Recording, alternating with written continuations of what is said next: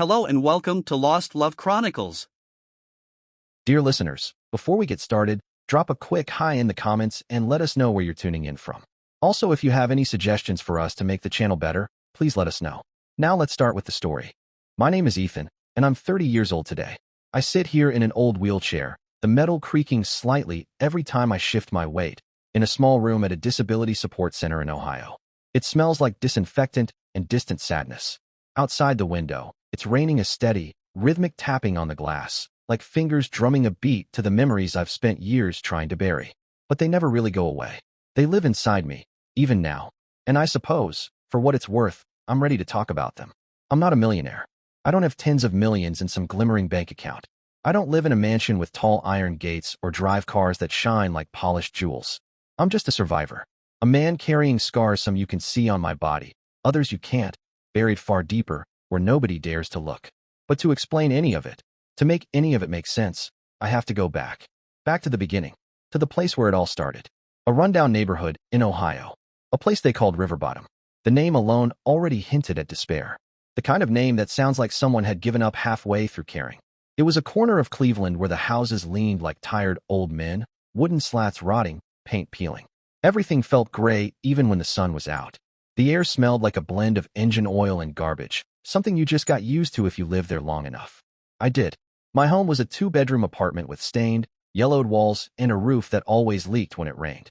I used to place a pot under the worst spot in the ceiling and listen to the slow plunk, plunk, plunk of the water as I tried to fall asleep. My father, Calvin, did odd jobs at an auto repair shop a few blocks away. He came home with hands blackened from oil and a breath so thick with beer you could smell it before he opened his mouth. My mother, Lena, worked as a waitress at a tired little diner. She wore a faded pink uniform and forced a smile for customers who barely tipped. They were tired people, my parents. Worn down by work, by bills, by life. We were poor. So poor dinner was often just peanut butter sandwiches. I learned early not to ask for things. No toys, no outings, no new clothes. Just don't ask. That was the unspoken rule. But I was still a kid. And kids dream. I found joy where I could.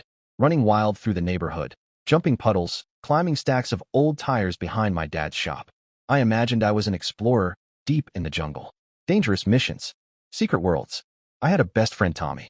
Scrawny, all elbows and knees, with wild red hair and a permanent smudge of dirt on his cheek.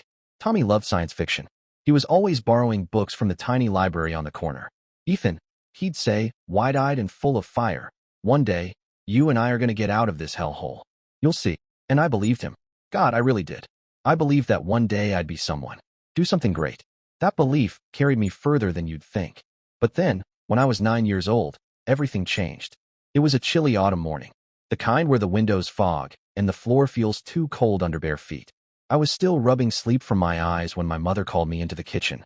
She was standing by the counter, holding a cup of coffee with both hands like it was keeping her upright.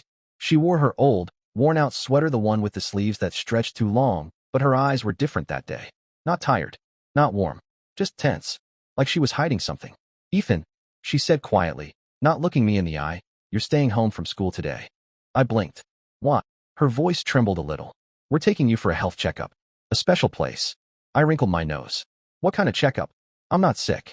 Just then, my father appeared in the doorway. He leaned against the frame with that same look he always had, arms crossed over his chest. He let out a low grunt, then muttered, don't ask too many questions. Let's go.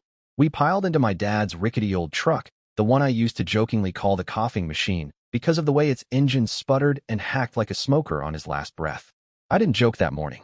I just climbed in, quietly, wedging myself between my mother and the rust-flaked door. The truck groaned as it pulled out of the driveway, and the farther we drove, the quieter everything became. We left River Bottom behind, the sagging houses, the broken fences, the smell of motor oil and damp leaves. The city thinned into empty fields, endless and brown, with only the occasional tree flashing by like ghosts. No one said much during the drive. My father kept his eyes locked on the road. My mother clutched her purse tightly on her lap. I looked out the window, pretending to count fence posts just to keep my mind from wandering. After what felt like hours, we finally arrived.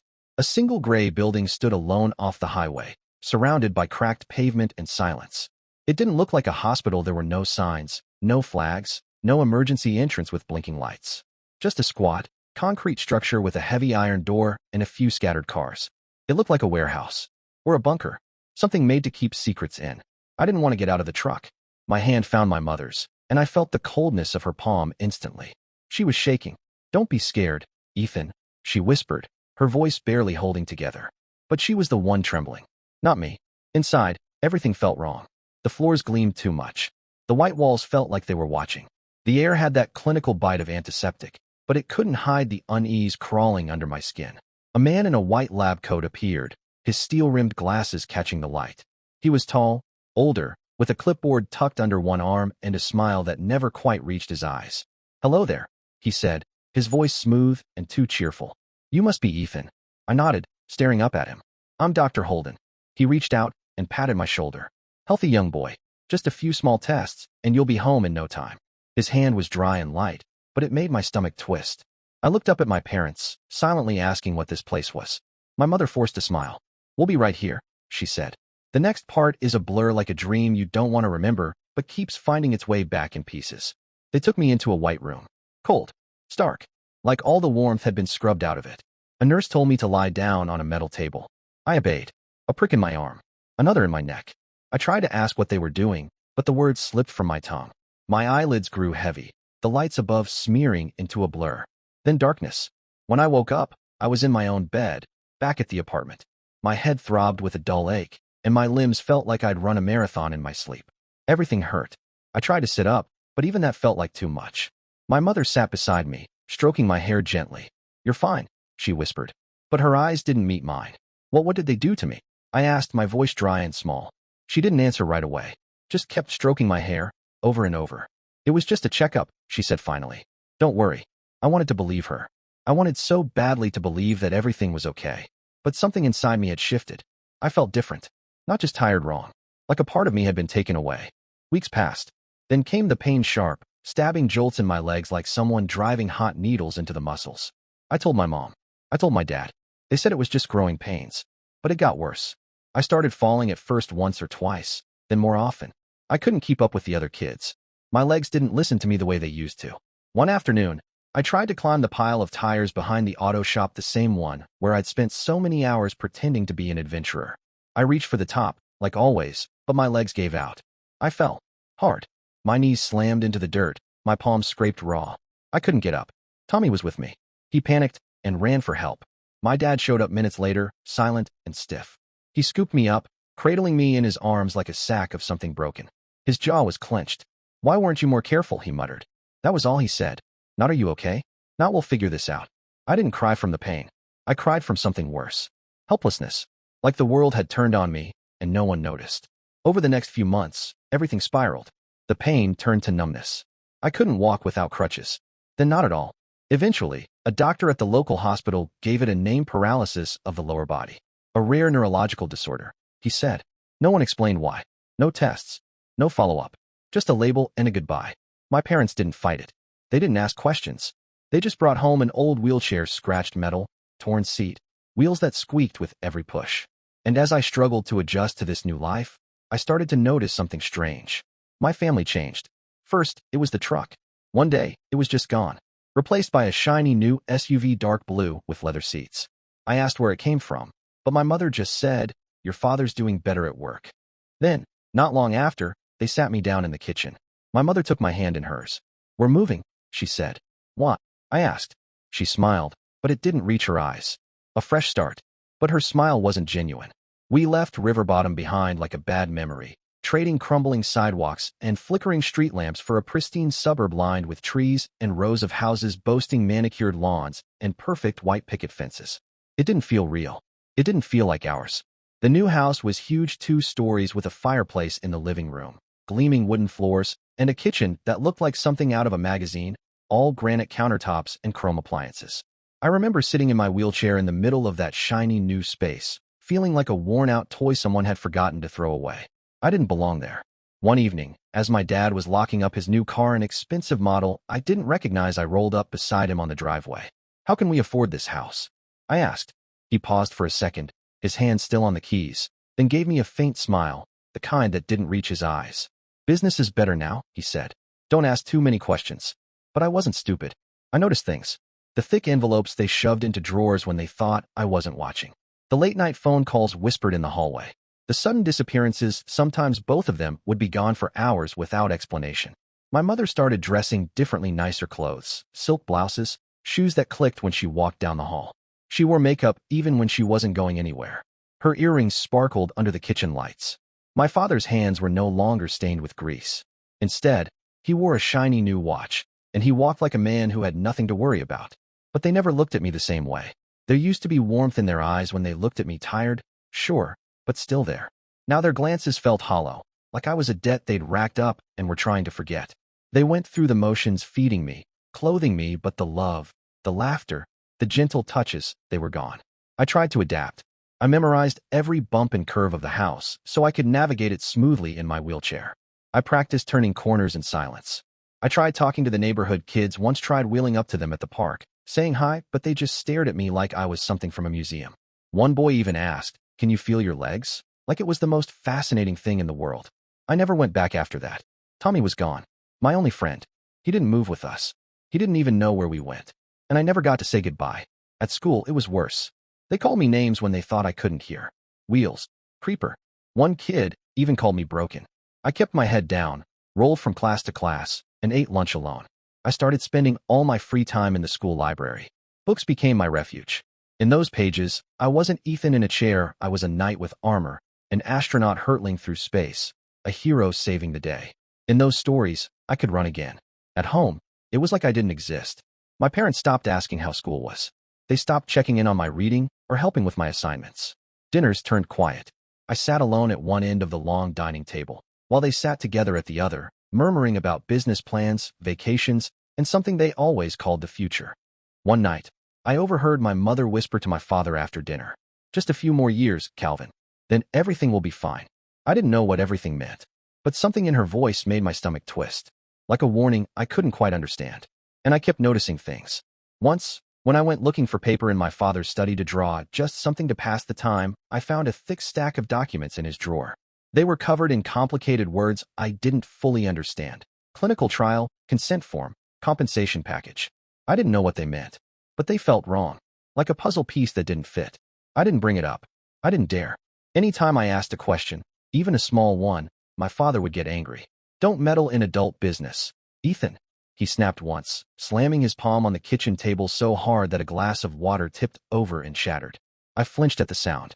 He didn't even look at me, he just walked away. Then, when I was 11, my mother got pregnant. At first, I was hopeful. I imagined having a little brother or sister to play with, someone to talk to laugh with. Maybe things would be different with a baby in the house. Maybe the family would come back together, and I wouldn't feel so alone anymore. When Ronald was born, everything changed. He was healthy, a perfect baby, bright blue eyes, chubby cheeks, always giggling. My parents doted on him like he was made of gold. They took pictures, laughed at every sound he made, kissed him constantly. And I became a shadow in my own home. They poured all their attention into Ronald. They bought Ronald expensive toys, robots that talked, train sets that lit up, entire castles made of plastic bricks. He had picture books stacked higher than he could reach, and stuffed animals that lined every shelf in his room like a crowd of adoring fans. They took him to the park, to the zoo, to birthday parties thrown by the neighbors' kids. And every time, they returned with bags of souvenirs and rolls of freshly developed film filled with his smiling face. Meanwhile, I sat in my room alone.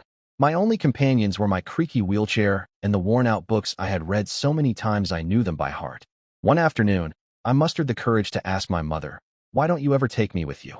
I'd really like to go to the zoo too." She didn't even pause as she set Ronald's jacket on a hanger. Her eyes flicked toward me, cold and unblinking.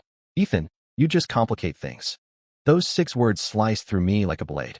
I nodded quietly, rolled myself back to my room, and didn't ask again. I started hearing other things, harsher things, whispers through thin walls and closed doors. Useless burden. A disaster from the past. At first, I tried to convince myself I'd misheard. But as time went on, they stopped whispering. They stopped pretending. My father would glance at me and sigh, like I was an unsolvable problem. My mother would avoid my eyes altogether. One night, long after the lights were off, I heard them in the living room. Their voices drifted under my door. "If it weren't for him, things would be so much easier," my father said. His voice was low, but filled with frustration. "We did what we had to, Calvin," my mother replied, sharp and flat. "No regrets." I lay there, eyes open, staring at the cracks in the ceiling while tears silently rolled down my cheeks. I didn't make a sound. I didn't move. I just let the words sit in my chest like stones. Why had I become this unwanted thing in my own home? I didn't know then that the worst was still ahead of me.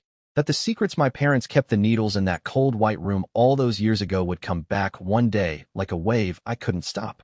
But back then, I was just a boy trying to survive the loneliness, never realizing I'd been sold long ago. By the time I turned 18, while other kids dreamed of college or road trips or wild parties, I had no dreams left to chase. That number meant nothing to me, just another tick on a lifeline I hadn't chosen. I sat in my room, watching from the window as the golden leaves of an Ohio autumn spiraled down. It was Thanksgiving. The air was sharp, almost metallic, and the sky hung low and gray. The house behind me buzzed with movement and laughter. But in my chest, all I felt was cold. A winter that had arrived too early, freezing over every last inch of hope I had left. By now, I was used to it. Used to the way Calvin and Lena, my parents, no longer pretended. Used to being the background noise of their perfect life. I was the mistake they didn't talk about. The one they locked in a room and walked away from. Ronald, now 7, was everything I wasn't. He had my father's eyes and my mother's smile. His legs ran without stumbling. His voice echoed with joy. My parents praised him constantly. Ronald's going to do great things, my father would say, grinning, placing a hand on his shoulder like some monarch bestowing a crown. And me? I was the past they buried under expensive carpets and granite countertops. But this Thanksgiving felt different. I knew it from the moment the morning light crept through the blinds. My mother was already in the kitchen, whirling around like a dancer on stage. She wore an elegant red dress, cinched at the waist, with her hair curled and lips painted in a deep, glossy shade. She looked like someone out of a movie, not the tired woman I used to know. The turkey was roasting. Pumpkin pie cooled on the windowsill. The air was thick with the scent of spices and sugar. My father moved briskly through the house, setting the table, polishing glasses, barking instructions like a man preparing for a royal banquet. He was on the phone talking to relatives, confirming arrivals, his voice charged with a strange energy. Ronald darted from room to room in a tiny black suit, a red bow tie wobbling at his neck, giggling as aunts and uncles came through the door. "Oh my goodness, look at you," one of them exclaimed, crouching down to hug him. "You're truly the pride of the family." I stayed in my room, trying to block out the sounds of laughter and clinking glasses drifting in from the rest of the house. I'd learned over the years how to retreat, how to shrink myself into silence, like a snail pulling into its shell whenever the world became too loud, too cold. But then there was a knock. A soft rap, too deliberate to ignore. "Ethan," my mother's voice called out, sweet and artificial like syrup masking something bitter underneath. "Come join us for the feast. It's a special day." I blinked. I couldn't remember the last time they'd asked me to join anything. Birthdays, holidays, even dinners had become rituals I observed alone. For a moment, I hesitated. Then I turned the wheels of my chair slowly, cautiously, and rolled out of my room. My heart beat faster with each creak of the floor beneath me. A part of me, small, foolish, hoped maybe this night would be different. Maybe they remembered I existed. Maybe I would be seen. The living room was radiant under the chandelier's golden light. The long dining table shimmered with elegance, white linen tablecloths, polished silverware, wine glasses sparkling like crystal, and dish after dish of aromatic food. It looked like something out of a magazine. And yet, it felt like it wasn't meant for me. Relatives and friends filled the chairs, laughing, their faces flushed with wine and warmth. People I barely knew, people who'd maybe seen me once when I was younger, offered me quick, uneasy smiles before turning away. The smiles didn't reach their eyes. They never did. Ronald sat nestled between my parents at the center of it all, wearing a little vest and clip-on tie like a prince holding court. My mother had one arm draped around his shoulders, and he leaned into her, grinning as if the whole world belonged to him. I quietly wheeled myself to the far corner of the table, where no place setting had been laid out for me. I said nothing. I didn't want to ruin the illusion. I just wanted to be part of something. My parents' expressions were strange. Not angry, not happy, nervous, uneasy. They kept looking at Ronald, then at each other. It was like they were waiting for something. Finally, my father stood, lifting his glass. His voice rang out above the chatter, calm and rehearsed. "Thank you all for being here today. Thanksgiving is a time to be grateful for what we have, and I'm proud to say that Lena and I have built a life worth dreaming of." Applause broke out around the table. Someone whistled. Another shouted, "Hear, hear." I looked down and fidgeted with the napkin folded across my lap. It had little golden leaves embroidered into the fabric. I stared at them, trying to drown out the creeping loneliness pushing up my throat. But then my father continued. His voice shifted, growing more serious. Today, we want to share an important decision. A decision for the future of this family. I looked up. My chest tightened. My mother gripped Ronald's hand and gave him a smile so bright it looked painted on.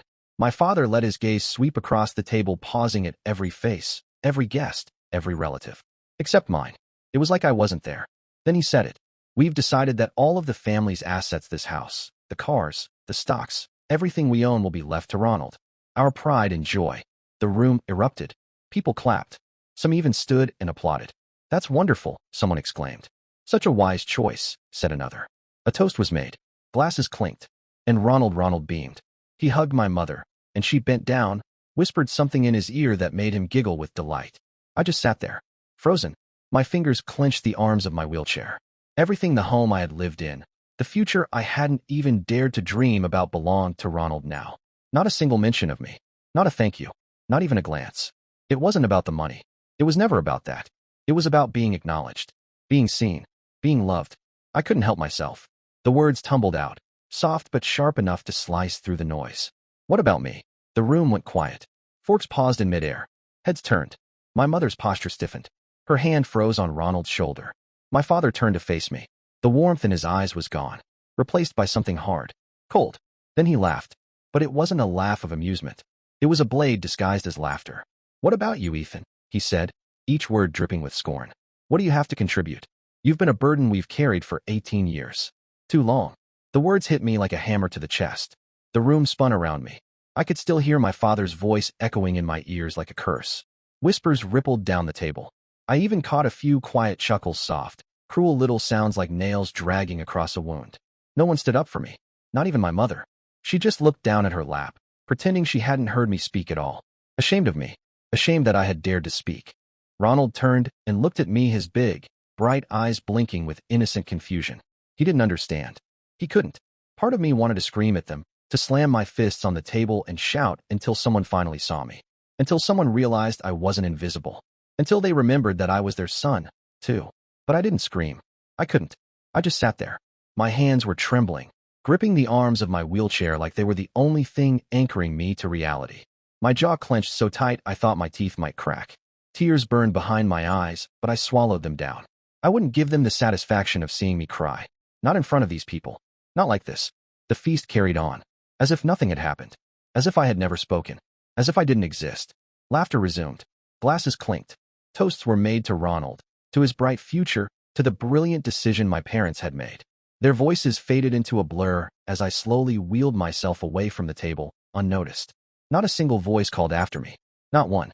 I rolled down the hallway, into the quiet shadows of my room, and closed the door. The soft click of the latch felt final, like the slamming of a vault. I let the darkness wrap around me, thick and cold. I didn't turn on the light. I didn't move. I just sat there, listening to the muffled joy still floating through the walls. But my chest felt hollow. The pain I felt wasn't just from tonight, it was years in the making. 18 years of being invisible. Of being tolerated. Of being treated like a mistake no one wanted to admit to. I glanced around my room. The narrow bed. The old wooden bookshelf.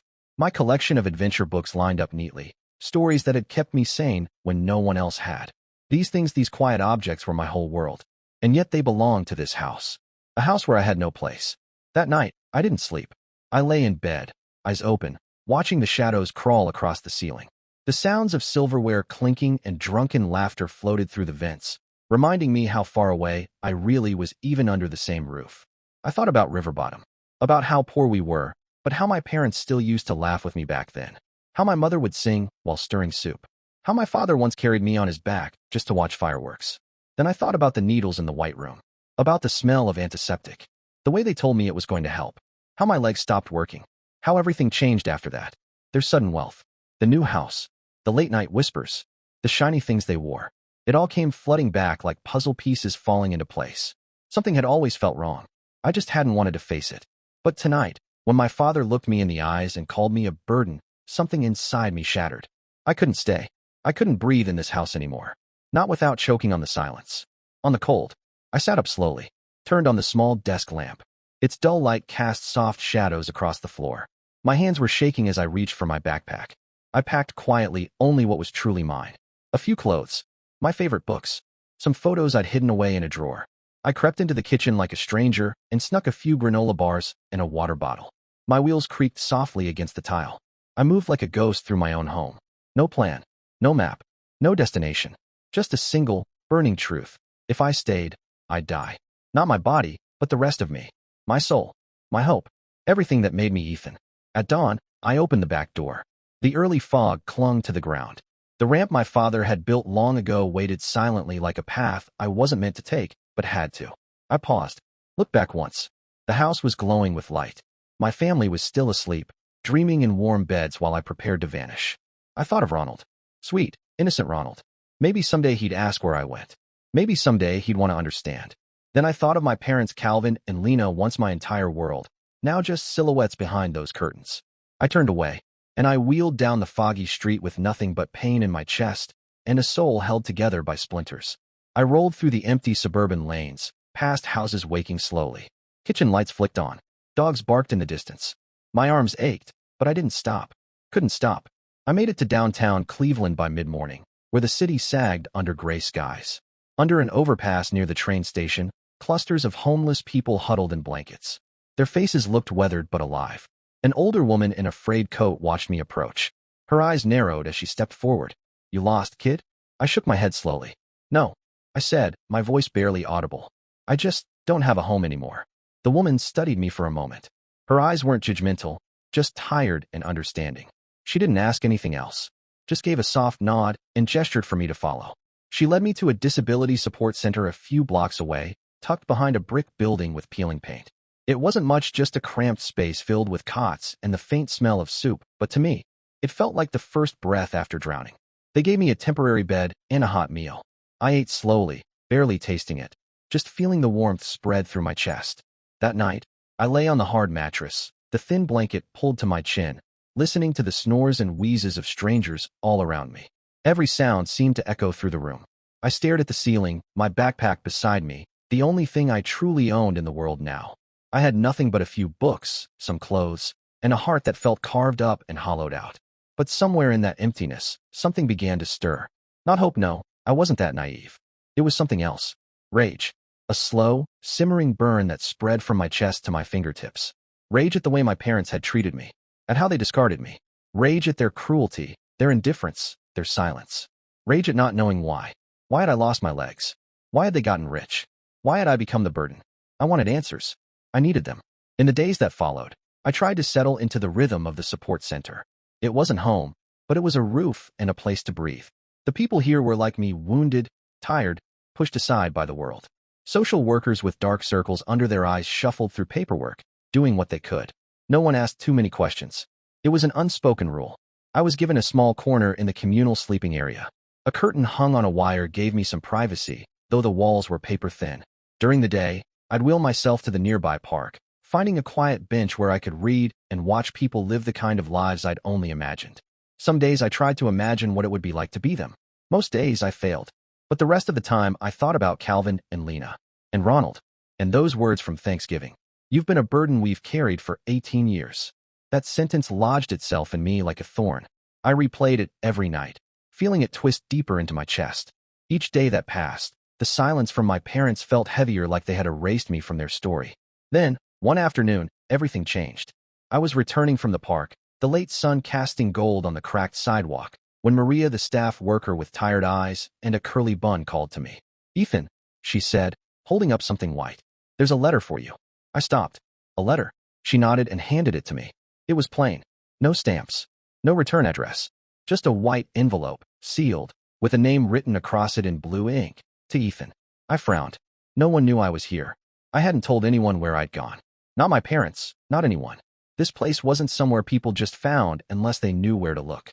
My heart kicked in my chest. I thanked Maria quietly and wheeled back to my corner. I shut the curtain behind me and turned on the dim desk lamp, the buzz of fluorescent light humming overhead. The envelope was thin. It crinkled as I opened it. Inside was a single sheet of paper, folded once. The handwriting was shaky, uneven, like the writer had been rushed or afraid. I unfolded it and read the words. "You're not sick. You're a victim. Your parents sold you as a test subject. My child was a victim too. They're brokers for an underground pharmaceutical organization. Investigate, Ethan." No signature. No date. Just sharp, Brutal lines that felt more like wounds than words. I stared at the letter. Sold you as a test subject. Underground pharmaceutical organization. The phrases wrapped around my brain like barbed wire. I wanted to laugh, to toss the paper in the trash and chalk it up to a cruel joke. But something deep in me wouldn't let go. A small voice whispered, rising from the part of me that never stopped asking why. You've always known something was wrong, haven't you? I sat there in the pale light, the paper trembling in my hands. I gripped it so hard it began to crumple, my fingers curling tighter and tighter. And then the memories came. Not gentle ones. Memories sharp as glass. The sterile white room when I was 9. The needles. Dr. Holden with his cold, clinical smile. I could still feel the sting, the sterile sting of metal on skin. The way my legs had first grown weak, then stopped responding altogether. And after that, the SUV. The move to the big suburban house. The way my parents started answering late-night phone calls in hushed voices, doors closing between us. And how their eyes changed when they looked at me not like a son, but like something owed. Something they regretted ever owing. Those memories had been buried for years, shoved down so deep I almost believed they'd never happened. But now they came roaring back sharp, twisted, and undeniable. Still, I didn't want to believe it. I couldn't. They were my parents. Calvin and Lena. However cold, however distant, they were still the ones who put food on the table. Who bandaged my cuts when I was small. Who read bedtime stories once, long ago, before the stories stopped. They'd raised me, hadn't they? Even if it was like raising a shadow. How could they do something so horrific? I stuffed the letter into my jacket pocket, heart pounding, breath shallow. I told myself it was nothing. Some crackpot. Maybe someone jealous of my parents' money. Maybe a mix-up. Maybe a lie. But the words wouldn't leave me. They followed me through dinner, through the quiet shuffle of the support center's halls, into my cot under the dim light. That night, I lay there, still and silent, eyes wide open, listening to the soft symphony of snores and coughs around me. In the dark, I thought about Ronald, my little brother growing up in the warmth I never had. His smile. The way he looked at our parents, so full of trust. You've been a burden for 18 years. That sentence played again in my mind like a broken record. And then I thought of my legs. Taken from me. With no explanation. If the letter was true, if any part of it was true, I had to know. Not because I wanted revenge. Not then. But because I needed the truth. I had to know why. Why me? Why my body? Why this life? The next morning, I decided to start. I didn't have much, but I had that letter. And my memories. That was enough for now. Hey Maria, I asked as I rolled into the front room. About that letter. She looked up from her clipboard. Yeah. Did you see who dropped it off? She frowned and tapped the pen against her lip. Some guy? Didn't say a word. Just walked in, handed it over, and left.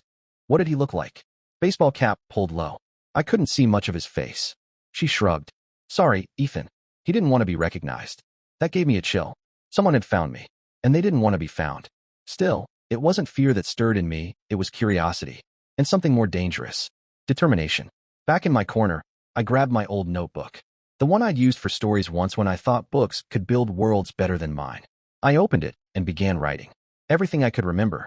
The checkup when I was 9. The white room. Dr. Holden. The metal table. The needles. I closed my eyes, trying to push the memories into focus. But they were hazy, like trying to grasp smoke. I wrote anyway. Then came the images that burned brighter, my parents' new house. The endless string of phone calls behind closed doors. That one night I snuck into my father's study, just curious, and found a folder with words I didn't understand back then. Clinical trial. Compensation. They hadn't meant anything to me at the time. But now they screamed. I couldn't ignore them anymore. I decided I had to go back. Back to where it all began. River bottom. I didn't have money, but the support center offered free bus passes for people like me, people with disabilities. I took one. The ride was long and quiet. My reflection in the window looked older than I remembered. Gaunt. Eyes too hollow for someone my age. But my heart beat like a drum. When the bus pulled into river bottom, it felt like a slap to the face. Everything was the same. Dilapidated houses. Faint smell of motor oil, trash, and something else I couldn't name. Faces that looked like they'd stopped hoping a long time ago. But to me, this place was more than decay. It was memory. I wheeled down familiar streets. The auto shop where my father used to work, shirt stained with grease, yelling over the sound of engines. The empty lot with the leaning fence, once a mountain in my imagination. The pile of tires where Tommy and I used to play. My first and only friend from the old neighborhood. Tommy. I wondered where he was now. Did he still remember me? Did he ever think about the boy in the wheelchair who disappeared? I rolled up to the old apartment building. Still the same chipped brick, same uneven steps. Someone else lived there now. Blue curtains in the windows. a child's bicycle with training wheels leaning against the door. I stared at it, and for a moment, I felt like I was looking at another me, a version untouched, the 9-year-old Ethan. Before everything fell apart, I didn't know what I expected. Maybe some kind of sign, an answer, something that would make the trip worth it. But there was nothing, just the same cracked pavement, the chipped paint on familiar doors, and the hum of silence that blanketed the neighborhood like dust. Still, I couldn't leave without asking. Most of the old neighbors were gone, moved, evicted, vanished like old ghosts. But I found Mrs. Rosa. She still lived across the street, just like she had back then. Her porch was faded now. Like her, a little smaller than I remembered, slanted and cluttered with old flower pots and knitting yarn. She was sitting in a lawn chair, her fingers working slow, delicate movements with bright yarn. Her eyes were cloudy, like she was peering through fog, but when I rolled up and introduced myself, she leaned forward. "Ethan?" she asked, blinking. "The boy who used to climb those tire piles with scraped knees and muddy shoes." I smiled faintly. "Yeah, that's me." Her face lit up with something sad and warm. "My goodness, you've grown." I swallowed and nodded. I wanted to ask you something. About my parents. About when we lived here." Her hand slowed. The needles paused. She didn't answer right away. When she finally did, her voice was distant. "They changed, Ethan. After that time they took you somewhere. Your mother." She came back crying. I saw her, right on that porch. I felt the air go still. "Crying?" Mrs. Rosa nodded. But she wouldn't say why. Then, just like that, they had money. A new car. Left within the month. I tried to breathe slowly, to keep my voice from cracking. Did anyone ever ask about it?" She shook her head. "Everyone thought it was strange, but no one dared. You know how people are here minding their own." Her words sent a jolt through me. A spark of fear. And certainty. I hesitated, then reached into my jacket and pulled out the letter. I held it in my lap. "Someone left this for me. Said my parents sold me. That I was used in some kind of pharmaceutical testing. That they're part of something underground." She stopped knitting altogether.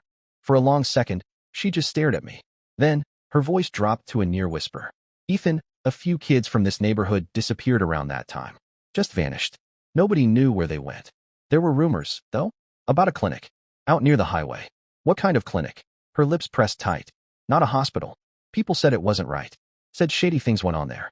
But no one ever had proof. No one wanted to get involved." I felt my hands trembling against the wheels of my chair. "Do you remember where my parents took me that day?" She looked straight at me then, with something like sorrow. "No. But I remember your mother's face when she came back. Something broke in her that day. I try not to let it break me too." "Thank you," I said quietly. "Be careful, Ethan," she said, voice barely audible now. "People who do things like that, they don't like being found out." I wheeled away, heart thudding. I didn't look back. The letter wasn't a prank. Or paranoia. It was real. Whatever had happened to me wasn't just abandonment. It was betrayal. And the fire inside me wasn't just burning anymore, it was raging. When I returned to the center, I pulled the letter out again. "You're a victim. My child was a victim too. Who had written it? How did they know me? Why now?" There were no answers. But the need to know had become a weight I couldn't carry anymore. That night, lying in bed, I opened my notebook and wrote one new line. "Find Dr. Holden. Find the clinic on the highway." I didn't know where it would take me. But I knew one thing. I wasn't the boy from that Thanksgiving anymore. The letter had unearthed something I thought I'd lost for good.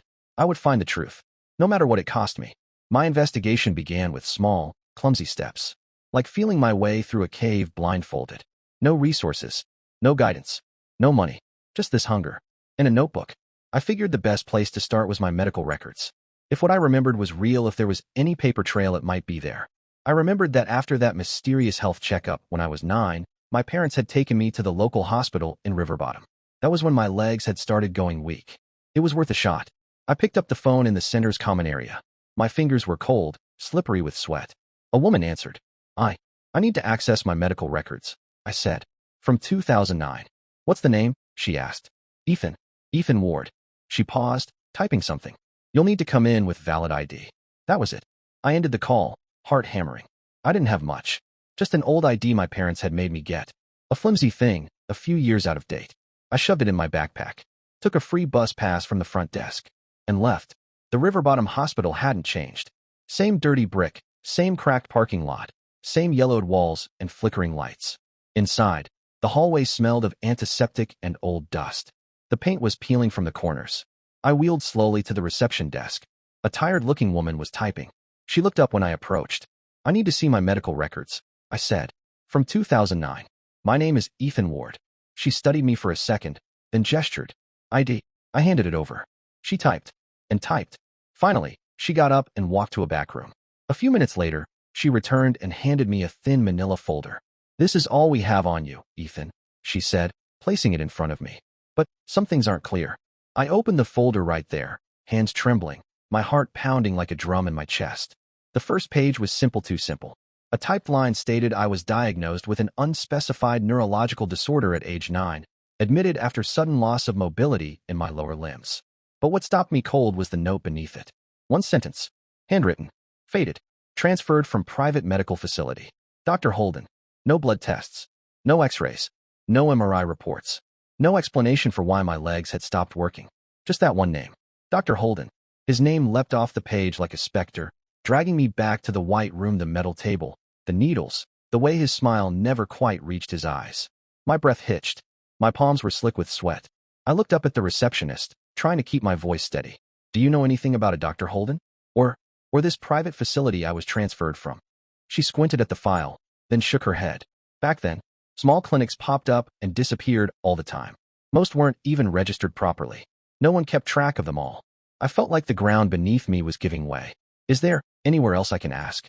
Someone who would have kept track. She thought for a second, then said, maybe the state health department. If they issued any permits or inspections, they might have something. I nodded, swallowing hard. Thank you.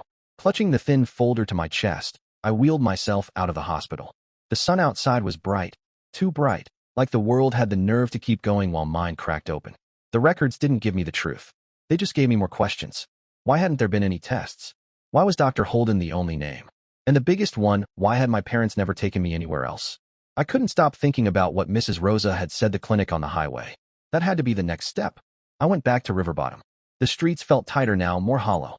I passed the old auto shop again, the broken fence, the bus stop with its faded ads. I started asking people.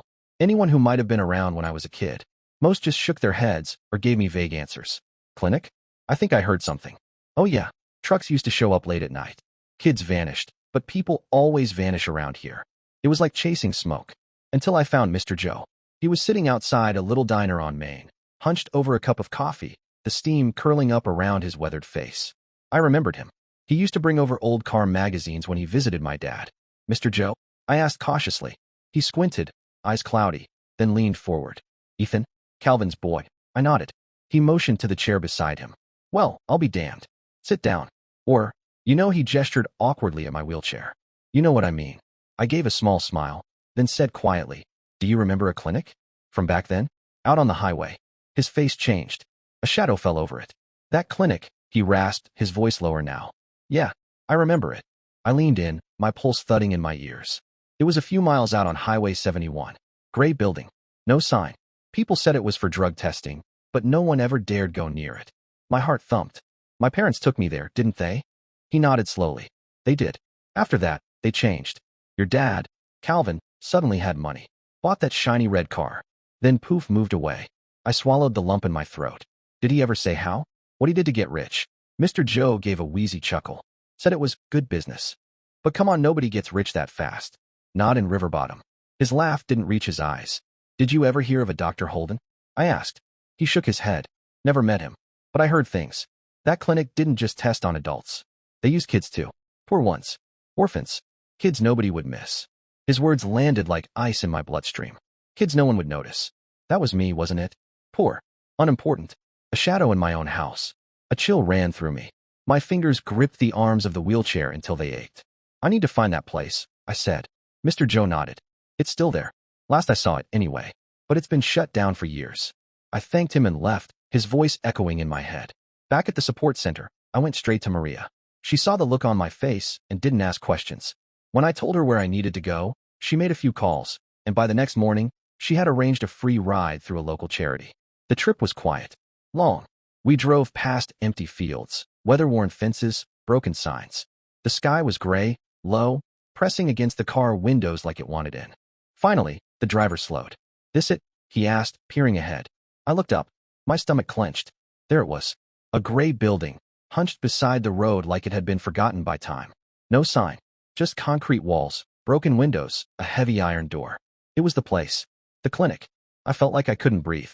Weeds grew thick around the entrance. The front door was secured with a rusted padlock, its iron surface eaten away by time and weather. I wheeled closer, the crunch of gravel beneath me the only sound in that still air.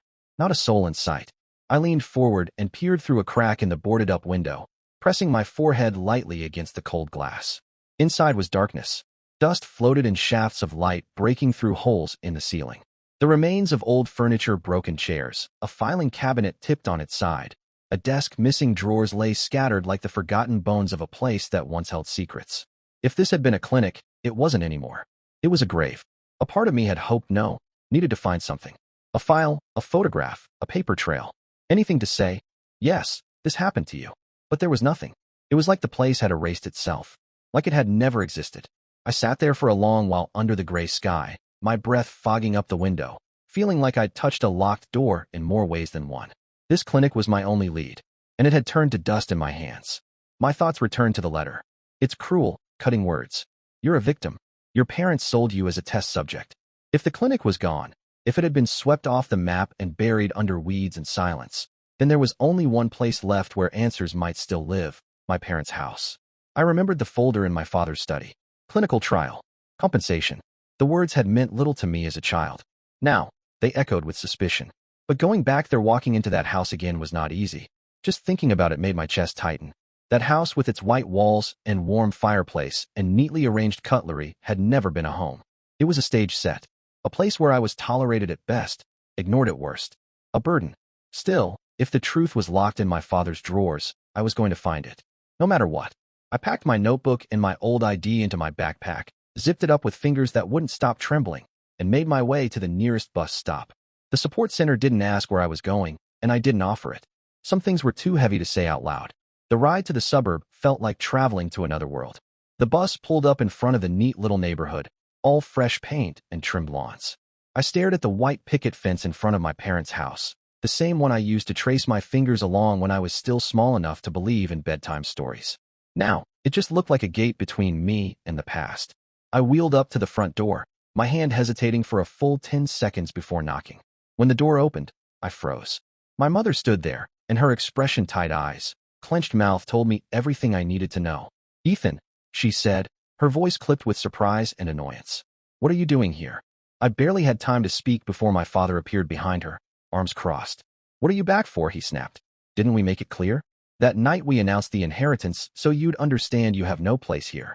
His eyes narrowed like I was a stray animal at the door. "You left, and we were glad. Because you finally got out. Why are you back?" His words hit me like a slap. My throat tightened. I wanted to scream. To throw every question I'd kept buried in my gut for years. Why did you abandon me? Why did you treat me like a stain you couldn't scrub out? Why did you sell me? But I swallowed it all down. "I just came to pick up some old stuff," I said instead. "I'll stay a few days, then leave." My mother looked at my father. A silent exchange passed between them, the kind that always made me feel like a ghost in their presence. Finally, she sighed. "Fine, but don't cause trouble." That was it. No, how have you been? No, do you need anything? No hug. No welcome. Just conditions. They didn't ask how I'd survived, where I was staying, what I'd been eating. Their coldness wasn't new, but it still cut. They let me in. The wide hallways echoed beneath my wheels. Every turn familiar, but foreign. This place had never belonged to me. It was a home only in name. A place I drifted through, invisible between their new furniture and expensive rugs. Ronald was at school. His toys weren't scattered on the floor like they used to be. The house was quiet, filled only with the hushed clatter of my mother in the kitchen and the low hum of my father's TV in the den. They gave me my old room. Nothing had changed. Same single bed. Same bookshelf. The dust had been wiped, but it was as if time had frozen in here, as if they'd been waiting for me to stay gone forever. But I hadn't come for nostalgia. I hadn't come for them. I came for the truth. That first night, I waited. Sat in the dark with my notebook open on my lap. The words I'd written earlier underlined and etched into my brain. Find Dr. Holden. Find out what they did to me. Eventually, the house went still. The TV clicked off. Footsteps upstairs softened into the creak of settling floors. Then silence. I wheeled into the hallway, breath shallow, the carpet muffling my motion. My father's study was at the end, just past the stairs. As a kid, I'd always found that door locked. Always shut tight, like it hid something too important for me to touch. But now maybe because they thought I was gone for good. I slipped inside the study, quiet as breath. The house was still the only sound, a distant clock ticking in the hall. I shut the door gently behind me, then turned on the desk lamp. The soft amber glow lit the room in pools of warmth, a stark contrast to the cold feeling rising in my chest. I started searching. Drawer after drawer, I found nothing but the usual. Utility bills, contracts, envelopes from banks, letters about property taxes. Neat piles, carefully labeled. My father was always meticulous. But nothing stood out. I checked the bookshelf under the desk. Just legal texts and financial manuals, all dry and official. I even rifled through the trash can, hoping for a slip, a discarded draft. Nothing. The second night, I nearly gave up. Maybe I'd imagined it all. Maybe I was wrong. Maybe there had never been a folder, just suspicions and paranoia. I sat alone in my room that night, notebook open on my lap, and stared at the words I'd written days before. Find Dr. Holden. Find the truth.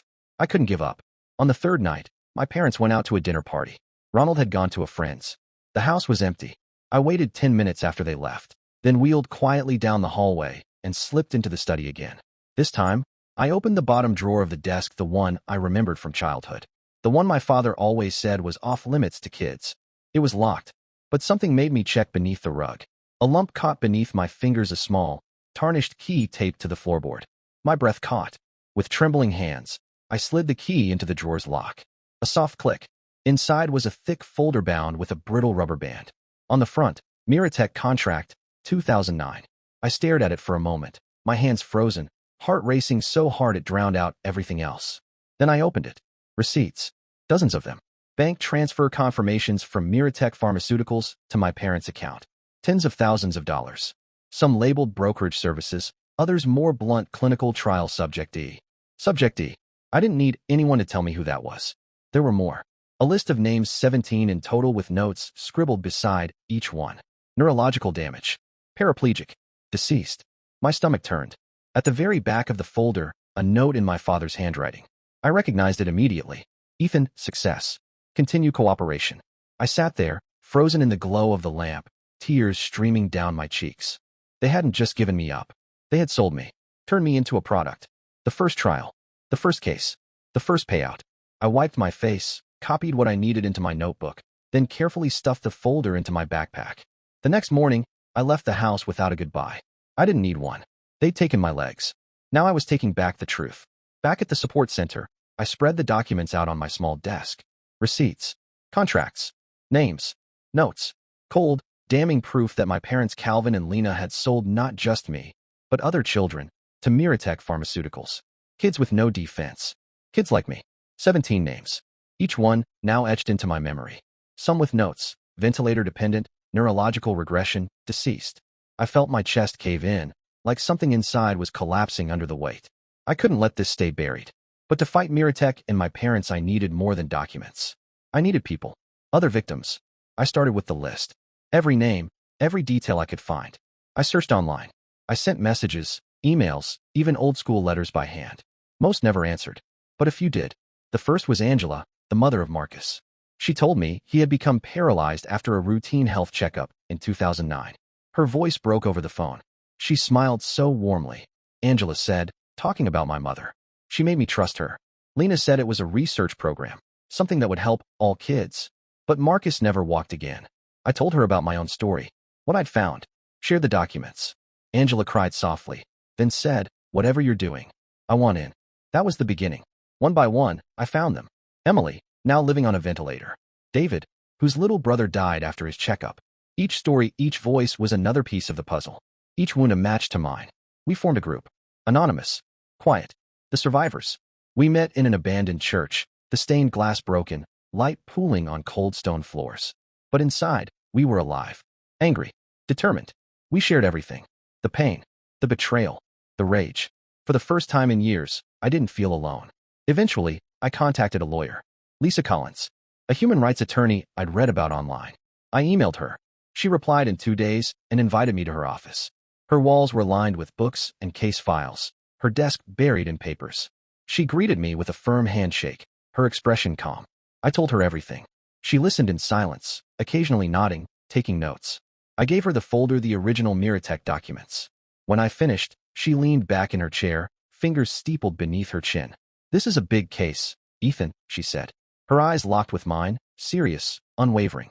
But it's dangerous. She paused. Are you ready? I nodded. I thought of the names on that list, the children who couldn't walk, who couldn't breathe, who never came home. This wasn't just about me anymore. Lisa helped us file a class action lawsuit in federal court that March. We named Miratech Pharmaceuticals as the primary defendant and my parents as co-conspirators. The media exploded. They called me the man who sued his own family. Some supported me. Others painted me as a bitter son, a traitor trying to bring shame on his own blood. But I didn't care. I had evidence.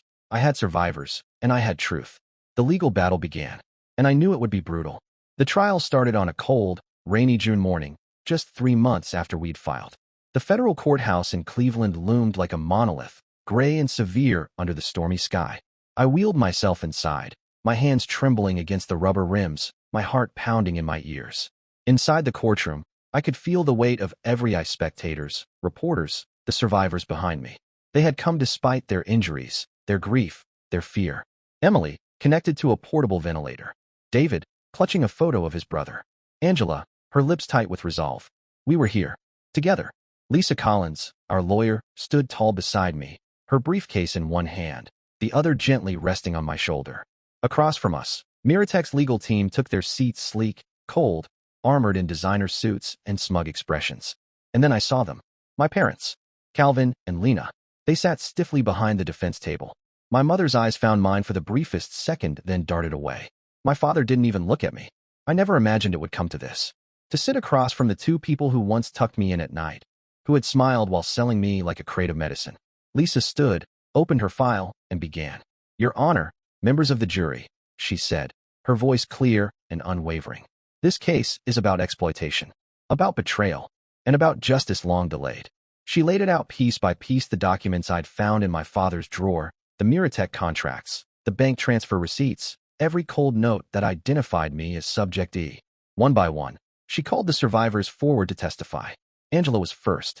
She told the jury how my mother had lured her with promises of a free program to monitor child development. She smiled so warmly. Angela said, voice catching. I trusted her. And after that checkup, Marcus never walked again. Emily spoke next, frail, shaking, her words delivered through the soft hiss of her ventilator.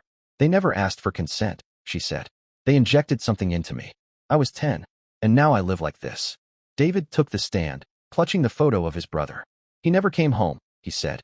Each story was a wound laid bare. Each voice a hammer blow. When it was my turn to testify, I wheeled slowly to the front. The courtroom seemed to shrink, the walls drawing closer as I faced the jury and my parents. I took a deep breath. I was 9 years old. I began. I remember the white room. The cold. The needles. Dr. Holden. I remember waking up and not being able to move my legs. I paused, my throat tightening. And I remember my parents suddenly buying a new car, moving to a better house, calling me a burden, telling me it was better this way. I turned toward them. They didn't just sell me. They used me to get rich. And they used others too. Marcus, Emily, David's brother, children with no voice. The courtroom fell silent. I looked at my mother. Her head was bowed, her shoulders shaking. I saw a tear fall to her lap. But my father? He stared at me, unmoved, eyes sharp and cold, like I was the one who betrayed him. Then it was his turn to speak. Calvin stood, his voice trembling with something that sounded like fury wrapped in self-righteousness. Ethan is an ungrateful son, he said. This is all jealousy. He couldn't stand that Ronald had a better future. We only did what we had to do, what was best for the family. His words hit harder than I expected, not because they hurt, but because I realized he actually believed it. Miratech's lawyers pounced on our testimonies, trying to discredit us. They called us opportunists, said we were mentally unstable, that we were looking for attention or payout. They tried to twist everything, minimize the damage, deny responsibility. But Lisa didn't flinch. She held up emails, internal messages from Miratech, leaked by an anonymous whistleblower. Emails that showed the company knew the drugs caused neurological damage, that they'd marked children like me as low risk because our families were poor. And still, they continued. 3 weeks. Every day felt like a war. But we stood strong. Then, finally, after closing arguments were made, the judge turned to the jury and gave his instructions. We waited, and then the jury delivered its verdict. I remember the air that day, clear and cool, the kind that whispers of change. Outside, the wind stirred the trees gently, but inside that courtroom, the air was thick. Like a rubber band stretched to its very limit, the tension hummed between every heartbeat. The judge, a man in his 60s with a stern expression and eyes sharp enough to cut glass, rose slowly. Everyone in the room stood with him, the scraping of chairs echoing like thunder. I gripped the sides of my wheelchair tightly. He looked over the rim of his glasses, voice steady. In the matter of the United States versus Calvin and Lena, he began, this court finds the defendants guilty. I didn't breathe. Guilty of federal human trafficking. Guilty of child abuse. Guilty of conspiracy in illegal medical trials. There was no noise in the room. Just that voice, delivering justice like a hammer falling. They are hereby sentenced to 40 years in federal prison. Their assets are to be seized and distributed among the named victims. I swallowed hard. My throat felt like sandpaper. And to Ethan, first documented victim, with permanent neurological damage, we award a sum of $1.2 million in compensation from the liquidated estate of Calvin and Lena. I stared at the judge, but the numbers didn't register. None of it did. Miratech didn't escape either. They were fined tens of millions. Several executives were let out in handcuffs, silent, pale, their expensive suits no shield now. I didn't feel triumph. I didn't feel relief. I felt nothing. My eyes landed on my parents as officers snapped handcuffs around their wrists. My mother looked back at me. Ethan, she whispered, tears streaking her face. I'm sorry. I didn't reply. I just looked at her. Let her see the silence she'd earned. Then I wheeled myself out, slowly, through that long marble hallway, the crowd parting around me like fog. The storm had passed, but inside me, something still churned. And now, 10 years have gone by. I'm still Ethan. Still in my creaky wheelchair. Still living in Cleveland. Still visiting the Disability Support Center every Tuesday and Thursday. Outside the window today, the rain is falling soft and steady, just like that morning after the verdict. But I'm not here to hide. I'm not here to mourn what was taken. I'm here to speak. To tell the truth. My truth. A story of loss, betrayal, but also of struggle and hope. I face a small circle now. A support group. Some new faces. Some old. A young girl with wide, frightened eyes and a prosthetic leg. An older man with trembling hands and a quiet, pained smile. They listen. I was 9, I began. They called it a checkup. They told me it would help, that I'd feel better. Then I woke up in a white room, unable to move. They leaned forward. I remember Thanksgiving night. I remember my father calling me a burden. I remember the anonymous letter, the one that finally told me what they'd done. Their eyes don't leave mine. I tell them about the folder, about the trial, about Angela and Emily, about finding the courage to face not just a corporation, but my own blood. When I finish, the girl wipes her eyes and whispers, if you could do it, I can too. I nod. And I smile. Not because I'm a hero, but because in her voice, I hear mine from 10 years ago. Broken, scared, but still reaching. I used the $1.2 million not for comfort, not for escape, but to build something Survivor's Voice, an organization that helps victims of illegal trials. We offer counseling, legal aid, food, and most of all, a listening ear. We tell them they matter, that their stories matter, that their pain can become power. And now, before this circle before you, reading these words, I leave you with this. You are not a burden, no matter what they told you, no matter how many times life knocks you down. Even if the people who should love you the most walk away, you still carry something powerful. You carry the strength to rise. In your own way, in your own time. I lost my legs, but I found my voice. And if I can do that, so can you. Live. Speak out. Let the world know you deserve to be heard. Wishing you peace. And all things good. Dear listeners, please share your thoughts in the comments section below and don't forget to like, share, and subscribe.